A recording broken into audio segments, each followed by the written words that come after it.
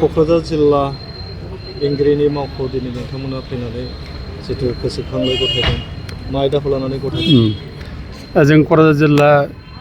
खुंगिरि खाथियाव फैनानै जों मेम'रेन्डाम होफैनाय जाबाय। बे मेम'रेन्डामा जाहैबाय आसामनि मुख्यमन्त्रि मानगोनां डक्टर हिमन्त बिश्व शर्माया बावैसो सिगां दिगलि फुख्रिनिफ्राय नुनमाथिसिम मोनसे गोलाव फ्लाइअभार लंगेस्ट फ्लाइअभार दा स्टेट अफ आसाम होनना बुंदों बेखौ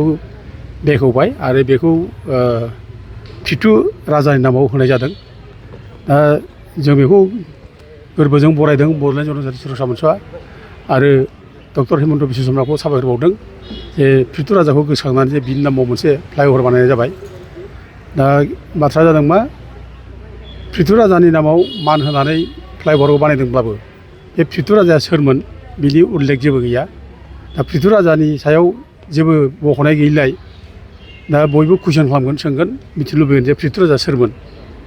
दा बेखायनो जोङो दिनै आसाम सरकारनाव जोङो गुरैयै खावलायहरदों आरो लोगोसे आसामनि स्पिकार बिस्वजित दैमारि बेनोबो जों गोसोखां बिलाइनि गेजेरजों गुरैयै खावलायहरदों जे मानसिफोरनि गेजेराव डाउट जानाय कनफिउजन जानाय बेखौ खोमोरनो थाखाय फिटु राजाया जिथु कामरुपनि बर' राजामोन बेखायनो बड' किं फिटु उरान सेतु बिदि होयोब्ला मोजां। बड' किं फिटु फ्लाइअभार उरां सेतु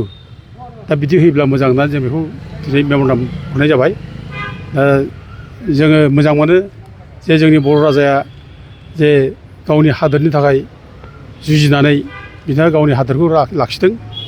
बे 1206नि घटना 1206आव बेंगलनि खुंगिरि बक्तियार खिलजिया कामरुप रायजोआव हाबफैदोंमोन। बे कामरुप रायजोआव जेब्ला हाबफैयो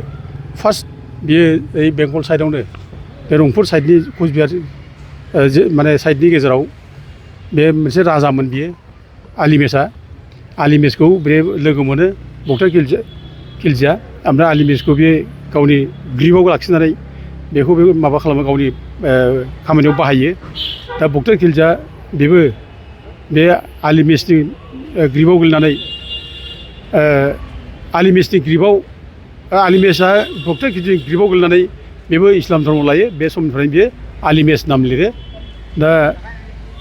आलिमेसआनो बक्तियार खिलजिखौ बुरलुंबुथुर दैसिम दोनबोदों आरो बे माबासिम मा होनो बै गुवाहाटि बिसिम दोनबोदों होननानै बुंदों आरो बिनि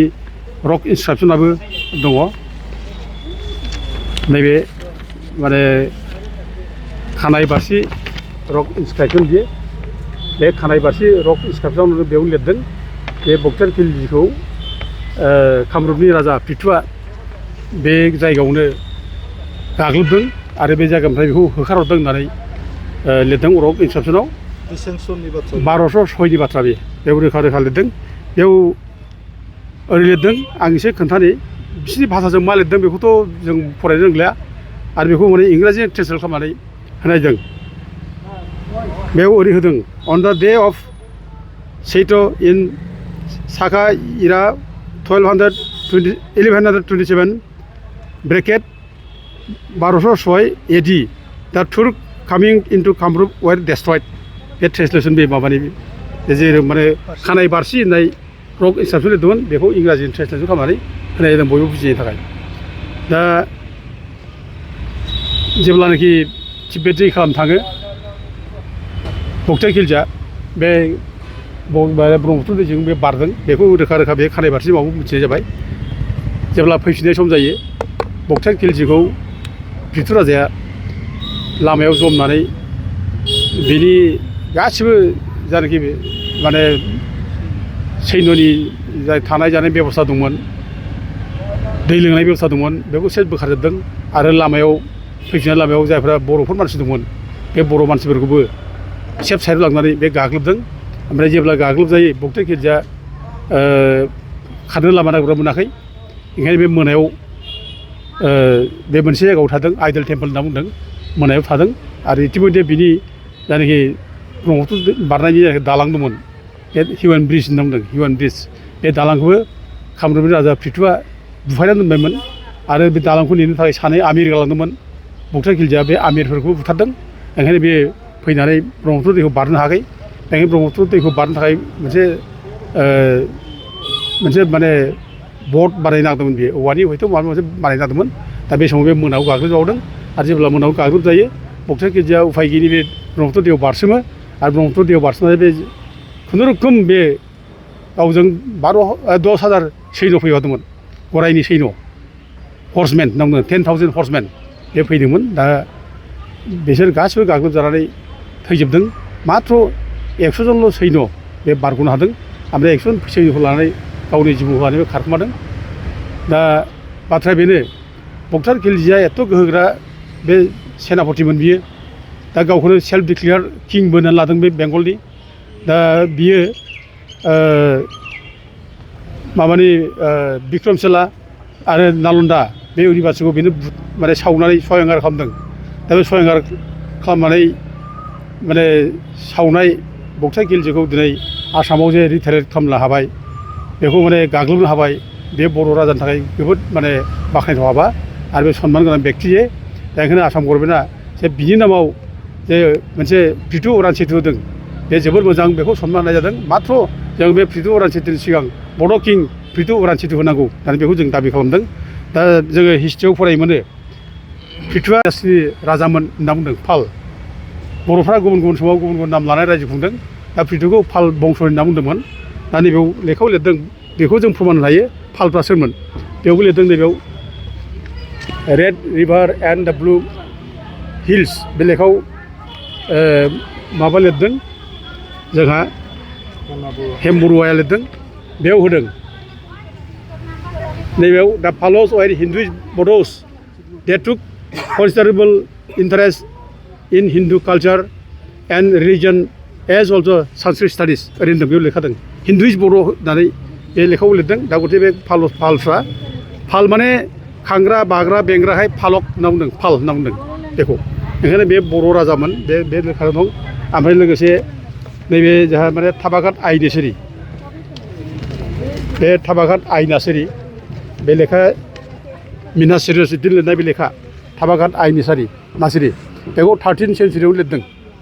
फारसि लेंगुवेजआव लिरनाय बेनो अरिजिन लेखा बेनिफ्रायनो जोङो बक्सार खिलजिया जे कामरुपआव फैदोंमोन बे कामरुपआव फैनानै गाग्लोबजादों बे खुनुरुखुम जिउ लानानै खारनानै गदों बे लेखायाव रोखा दं आरो बे लेखायावनो जों प्रथम फरायनो मोनो आलिमेस बर' राजा आलिमेसआ जे इस्लाम धर्म लानानै बक्सार खिलजि माबायाव गंग्लायनानै बे माने बक्सार खिलजिजों गाइड जादोंमोन बेबो नैबे माबायाव थाबाघाट आइ नार्सारि बे लेखायाव रोखा दं बे ओमफ्राय लोगोसे मोनसे नैबे लेखा दंबायो नैबे मुम्बाइनिफ्राय दिहुननाय लेखा बे दा स्ट्रागल फर एम्पायार होननाय लेखा बे मुम्बाइनिफ्राय दिहुननाय बे 5 इडिसन बे 5th इडिसन दा बे 5th इडिसनाव रोखा लिरदों नैबेयाव 382 पेज 382 पेजाव लिरदों बेयाव माने प्रिटुखौ बर' राजा होनना बुंदों आरो बक्सार खिलजिया कामरुपआव फैनानै बर' राजा आरो बर' हारिजों गाग्लोबजानानै बे सिदलि बिदलि जादों होननानै बेयाव लिरदों बे ओरै लिरदों